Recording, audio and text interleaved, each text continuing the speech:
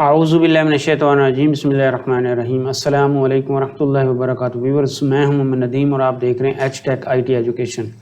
Viewers, C++ programming के अंदर आज मेरा टॉपिक है exception handling in a C++ program. सबसे पहले हम ये देखेंगे कि एक्सेप्शन से क्या मुराद है। दूसरे नंबर पे हम ये देखेंगे कि C++ प्रोग्राम के अंदर एक्सेप्शन किस वजह से अकर हो सकती है। और तीसरे नंबर पे हम ये देखेंगे कि एक्सेप्शंस को कैसे हैंडल किया जाता है C++ प्रोग्रामिंग के अंदर।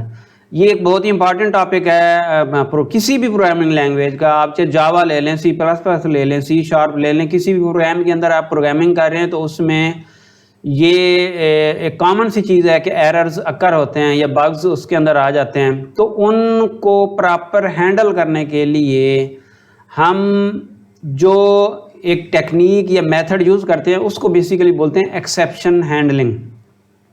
एक्सेप्शन से क्या मुराद है? एक्सेप्शन आपके पास वो एरर्स हैं जो रन टाइम आपके, कुछ तो रन टाइम आपके अकर हो सकते हैं, कुछ एरर्स ऐसे होते हैं जो कंपाइल टाइम यानी कि जो ही कंपाइलेशन होती है तो वो पता चल जाता है कि हाँ जी ये एरर हैं, वो तो उधर ही रिमूव हो जाते हैं। लेकिन कुछ एरर्स ऐसे हो सकते हैं जो ड्यूरिंग रन टाइम अकर हों, तो उन एरर्स को कैटर करने के लिए या उन एरर्स को प्रॉपर हैंडल करने के लिए हम एक्सेप्शन हैंडलिंग का इस्तेमाल करते हैं। अच्छा, एरर्स का मतलब ये है कि कोई बग्स आपके प्रोग्राम के अंदर बग हो सकता है जो कि रन टाइम के दौरान अकर होता है।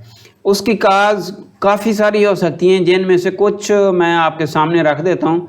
यानी कि वो सिचुएशन जिसके अंदर कोई एरर अकर हो सकता है या एक्सेप्शन अकर हो सकती है, उसकी काजेज़ में से एक तो ये काज फ़र्ज़ क्या हो सकती है कि आपका सिस्टम आउट ऑफ मेमोरी जा रहा है, यानी कि आपके सिस्टम के ऊपर काफ़ी ज़्यादा प्रोग्राम लोडेड हैं और मेमोरी लो हो गई है, यानी कि लो मेमोरी पे जा रहा है, उसकी वजह से एरर अकर हो सकता है। आगे फर्दर जब हम मेमोरी के अंदर वेरिएबल्स क्रिएट करने जा रहे हैं या बड़े ऑब्जेक्ट्स जिनके काफ़ी बड़े साइजेस हैं, अगर वो जो ही क्रिएट करने लगेंगे मेमोरी कम होगी तो आउट ऑफ मेमोरी एरर आ जाएगा। इसी तरह not being able to open a file, यानी कि आपको ये एक ऐसी फाइल ओपन करने जा रहे हैं जो ऑलरेडी एक एडिट मोड में है या उसके राइट्स नहीं हैं, कोई भी रीज़न हो सकती है और वो ओपन ही नहीं हुई, तो अगर आपका C++ प्रोग्राम उसको ओपन करने की कोशिश कर रहा है तो यहाँ पे भी एरर आ जाएगा।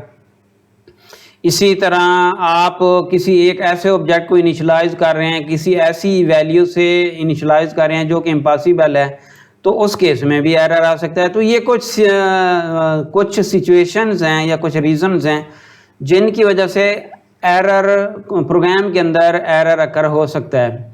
इसी तरह आपने कोई एक अरे बनाई है और उसका जो फ़र्ज़ किया 10 करैक्टर की अरे है और अब आप उसको 15 करैक्टर असाइन करने जा रहे हैं या 15th इंडेक्स के ऊपर जो करैक्टर है आप कहते हैं कि वो एक्सेस कर लूँ, हालांकि वो तो 10 करैक्टर की अरे थी, तो इस केस में फिर एरर आएगा।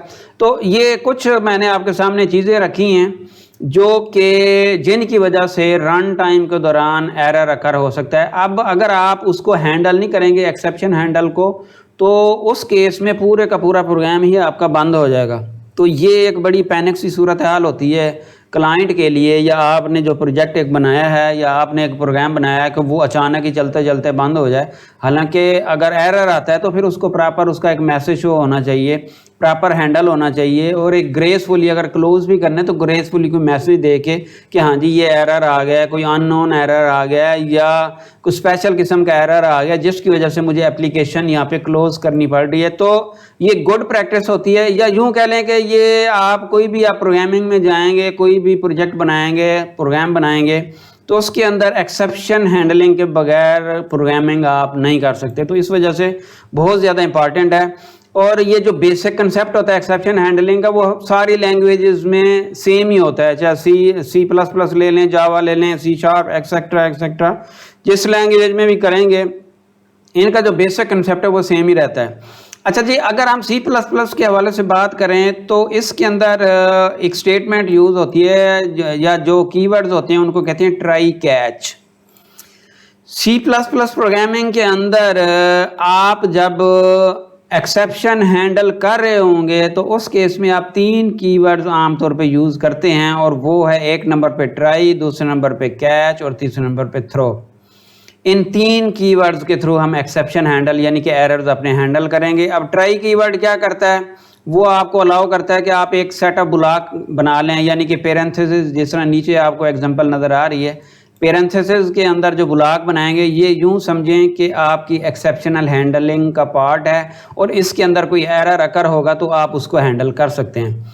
फिर दूसरे नंबर पे कैच होगा। कैच वो वाला ब्लॉक होता है, ये भी एक ब्लॉक ही है जो पेरेंथेसिस के अंदर लिखा जाता है। ये देखें नीचे मैंने लिखा हुआ है, ये वो वाला ब्लॉक है जो एग्जीक्यूट होगा ट्राई, किस वक्त एग्जीक्यूट होगा, जब ट्राई के अंदर कोई एरर अकर होगा या कोई एरर थ्रो होगा तो उसके बाद फिर ये वाली स्टेटमेंट एग्जीक्यूट होगी।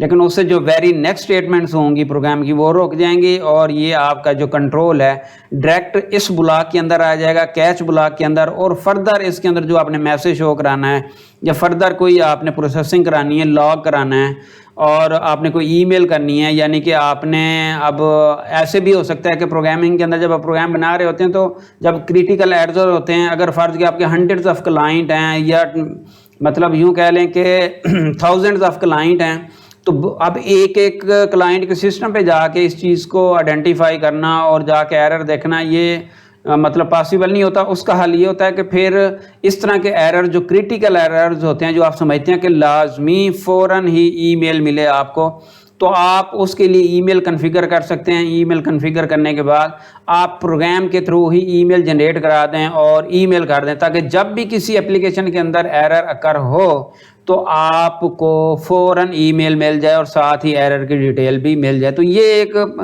प्रोफेशनल वे होता है प्रोजेक्ट को हैंडल करने का, क्योंकि अब आपने C++ प्रोग्राम बिगिनिंग लेवल से अब एडवांस लेवल पे आ चुके हैं, तो अब आपको चीज़ों को एक प्रोफेशनल वे के अंदर लेके चलना पड़ेगा।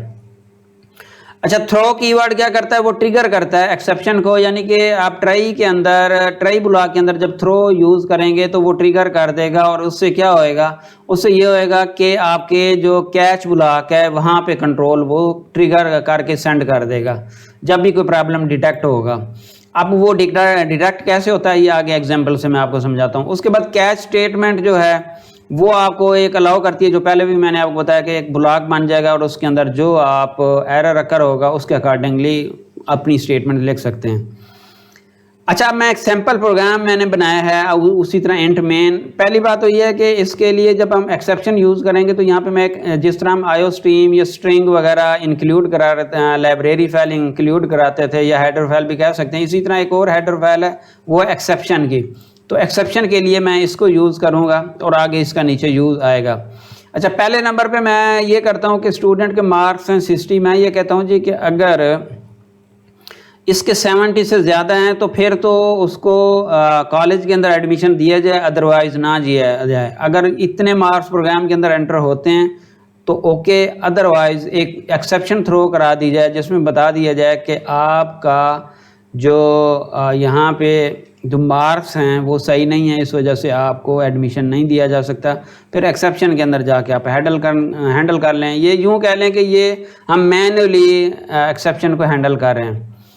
अच्छा, इसी तरह अब कैच के अंदर आप सिंगल कैच ब्लॉक भी रख सकते हैं, 2 ब्लॉक्स भी, यानी कि एक कैच ब्लॉक होगा जिसके अंदर पैरामीटर पास करेंगे इंटीजर, एक ब्लॉक होगा जिसके अंदर पैरामीटर करेंगे स्ट्रिंग। और अगर 3 डॉट्स लगा देंगे तो इसका मतलब ये हुआ कि वो वाली एक्सेप्शन जो आपने ये तमाम किस्म की, चाहे इंटीजर है, चाहे फ्लोट है, स्ट्रिंग है, इन तमाम किस्म की एक्सेप्शन को हैंडल करने के लिए यूज़ कर सकते हैं। इसको जल्दी से हम एग्जीक्यूट करके थोड़ा सा इसका कंसेप्ट बनाते हैं, फिर हम आगे एडवांस लेवल पे, थोड़ा प्रोफेशनल लेवल पे चलेंगे कि आगे इसको कैसे मज़ीद बेहतर तरीके से इसको। अभी मैं ट्राई कैच का आपको थोड़ा सा ओवरव्यू दे देता हूँ कि प्रोग्राम के अंदर ट्राई कैच हम कैसे यूज़ कर सकते हैं। अच्छा जी, ये देखें कि ये सबसे पहले ट्राई से बाहर मैंने एक वेरिएबल डिक्लेयर की है, इसको 60 असाइन कर दिया। अब मैं ट्राई ब्लॉक के अंदर हूँ, अगर मैं ये थ्रो स्टेटमेंट करूँगा तो आप देखेंगे कि कंट्रोल ऑटोमेटिकली इससे रिलेटेड पार्ट में आएगा। अच्छा, अब ये चूँकि 70 से लेस हैं इस वजह से ये स्टेटमेंट एल्स पार्ट में आ चुके हैं और मैं यहाँ पे थ्रो कर रहा हूँ। अब जो ही मैंने थ्रो किया है तो थ्रो करने के बाद कंट्रोल जो है आपके पास यहाँ पे आ चुका है और उसके अंदर यानी कि ये कैच, ये ट्राई ब्लॉक के अंदर थ्रो स्टेटमेंट एग्जीक्यूट कराई तो उससे क्या हुआ कि कैच ब्लॉक में आ गया। अब हालांकि कैच ये भी था, उधर कैसे आते हैं वो भी आपको बताता हूँ। अच्छा, अब ये देखें कि ये एग्जीक्यूट हो गया और यहाँ पे आपने अपना जो प्रॉपर मैसेज था, जो भी आपने यहाँ पे इस ब्लॉक के अंदर जो आपने फर्दर इसको प्रोसेस करना एक्सेप्शन को, वो आप कर सकते हैं। अच्छा जी, अब मैं ये करता हूँ कि मैं एक स्ट्रिंग वेरिएबल बना लेता हूँ और थ्रो के अंदर स्ट्रिंग, चूँकि पहले हमने इंटीजर पास किया था तो इंटीजर वाला जो कैच पार्ट था वो एग्जीक्यूट हुआ था। अब हम ये करते हैं कि यहाँ पे स्ट्रिंग बनाते हैं और थ्रो के अंदर स्ट्रिंग करते हैं। तो अब चेक करते हैं कि इससे क्या रिजल्ट आता है। अच्छा जी, प्रोग्राम एग्जीक्यूट हो रहा है और यहाँ पे मैं ये एग्जीक्यूट किया। अब मैंने यहाँ पे एक स्ट्रिंग वेरिएबल डिक्लेयर की और यहाँ पे इसको थ्रो कर दिया। अब देखें, जो ही मैंने स्ट्रिंग वेरिएबल उसके अंदर रखी है तो वो डायरेक्ट अब आपके इस पार्ट में आ गया, यानी कि स्ट्रिंग वाले पार्ट में आ चुका है। और इस तरह से अब यानी कि जब आप थ्रो करेंगे तो अगर आप उसमें इंटीजर वेरिएबल पास करेंगे तो फिर उसके अकॉर्डिंगली जो कैच पार्ट है वो एग्जीक्यूट होगा, और अगर स्ट्रिंग पास करेंगे तो स्ट्रिंग से रिलेटेड, और अगर इन स्ट्रिंग में भी स्ट्रिंग वाला भी नहीं है और आपका ये इंटीजर वाला भी नहीं है तो इन एनी केस फिर आपका ये वाला जो है ये वाला एग्जीक्यूट होगा। अच्छा, अब हम चलते हैं आगे और इसको मैं कमिट कर देता हूँ और अब आपको मैं बताता हूँ कि ये तो हमारा यूँ कह लें कि अपना एक कस्टमाइज्ड वे था एक्सेप्शन हैंडलिंग का।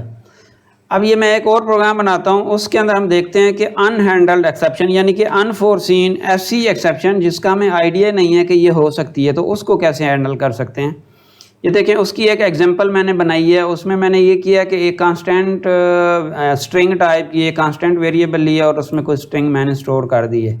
उसके बाद मैं क्या करता हूँ कि सब स्ट्रिंग, ये एक मेथड है स्ट्रिंग का जिसके अंदर हम स्ट्रिंग पास करते हैं, और सब स्ट्रिंग का मतलब ये कि इस इंडेक्स से लेकर आगे जो उसकी स्ट्रिंग है वो प्रिंट कर दे।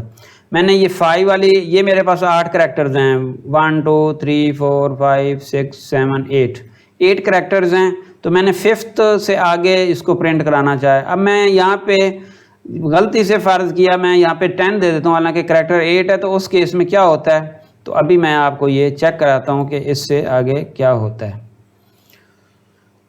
अच्छा जी,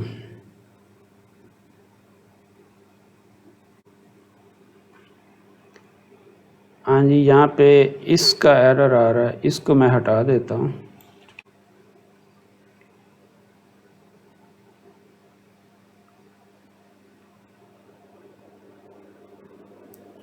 अच्छा जी, अब ये देखें, ये प्रोग्राम एग्जीक्यूट होने लगा है और ये स्ट्रिंग है जिसके अंदर मैंने ये आपके पास ये 8 करैक्टर दे दिए। अब मैं 5th वाले सी आउट कराता हूँ तो ये देखें नीचे ING, यानी कि 5th से 1 2 3 4 5 इससे आगे वाली जो स्ट्रिंग है उसने 5th से आगे जो है वो प्रिंट कर दी है। ये 0 1 2 3 4 एंड 5, ये I जो है एट इंडेक्स 5 पे है। अब ये हो गया मुकम्मल। अब मैं ये करता हूँ कि अब मैं ये कहता हूँ कि इसको 10th से आगे स्ट्रिंग शो कराए। तो ये देखें, जो ही मैंने ये दिया है तो अब मैंने यहाँ पे ऑब्जेक्ट यूज़ किया एक्सेप्शन का, जो ऊपर मैंने आपको बताया था कि ये लाइब्रेरी हम यूज़ करेंगे, वो अब इस पॉइंट पे हम यूज़ कर रहे हैं एक्सेप्शन वाली।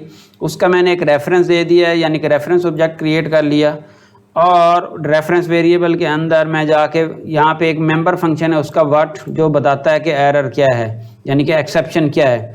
तो अब मैं इसको यहाँ पे ये शो करता हूँ। अब ये देखें नीचे हमारे पास ना उसने ये मैसेज शो किया है कि आप यहाँ पे 10 देने जा रहे हैं इसके अंदर, जबकि इसका जो साइज़ है वो 8 है, यानी कि इस ऑब्जेक्ट का जो साइज़ है वो 8 है लेकिन आप 10 देने जा रहे हैं। इस वजह से एक्सेप्शन अकर हुई है और ये अनहैंडल्ड एक्सेप्शन है। मतलब अब यहाँ पे मैंने कहीं पे भी थ्रो नहीं किया, लेकिन चूंकि इंटरनली एक्सेप्शन अकर हुई है तो ट्राई कैच हमने यानी कि मैकेनिज़्म बनाया हुआ था। तो यहाँ कैच के अंदर बजाय के मैं अपना कस्टमाइज पैरामीटर पास करूँ इंटीजर स्ट्रिंग, तो यहाँ पे मैं एक्सेप्शन एक जो क्लास है इसकी C++ की उसको यूज़ करता हूँ और उसके पैरामीटर के थ्रू मैं चेक कर लेता हूँ कि क्या एरर आया है। तो ये तो एक यूँ कह लें कि एक इसका हिस्सा है एक्सेप्शन यूज़ करने का। इसके अंदर फिर आगे डिफरेंट लेवल के आप एक्सेप्शन एडवांस लेवल की और मज़ीद होगी और पॉइंटर के थ्रू भी हो सकती है। फिर हर एक कैटेगरी में जो मुख्तलिफ एरर्स होंगे उनको हैंडल करने का अपना तरीक़ेकार होगा। तो ये तो था जी एक ओवरऑल ओवरव्यू एक्सेप्शनल हैंडल करने का सी प्लस प्रोग्रामिंग में। उम्मीद है कि आपको ये वीडियो पसंद आई होगी। अगर वीडियो पसंद आई है तो इसे लाइक करें, चैनल को सब्सक्राइब करें, बेल के आइकन प्रेस कर लें ताकि इस तरह का हर आने वाला कंटेंट बर वक्त आपके पास पहुँच सके। एंड पे दुआ है कि अल्लाह ताला हम सब के हालात में बरकत अता फरमाए और अपने सिवा किसी का मोहताज ना करे। इन दुआओं के साथ अल्लाह हाफिज़। मिलेंगे अगली वीडियो में। अब टिल देन अल्लाह हाफिज़।